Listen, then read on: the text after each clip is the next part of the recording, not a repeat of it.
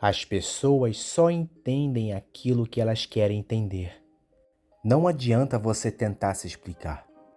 Elas sempre vão colocar um outro significado ao que você diz. Você não vê isso nessas discussões de redes sociais? É sempre a mesma coisa. O cara fala uma coisa e o outro entende outra. Não importa se o cara tá certo em sua argumentação.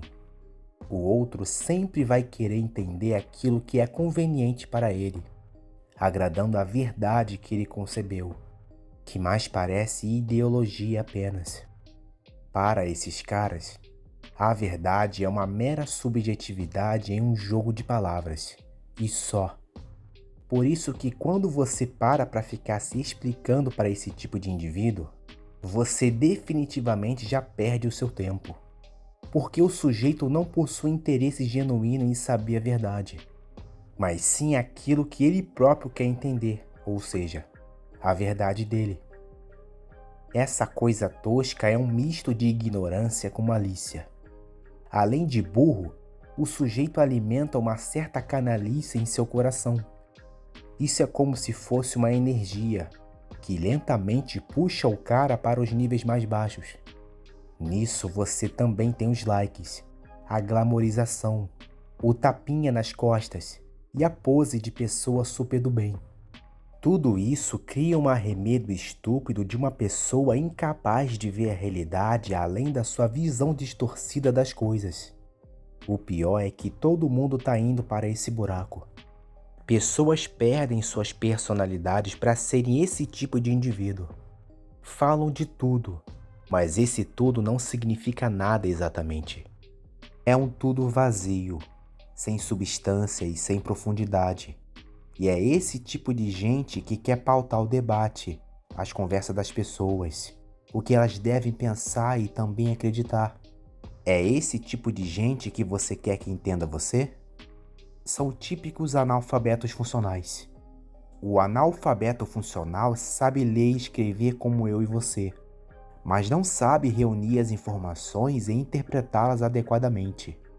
Não compreendem textos, não conseguem captar as ideias e explicar o que foi lido.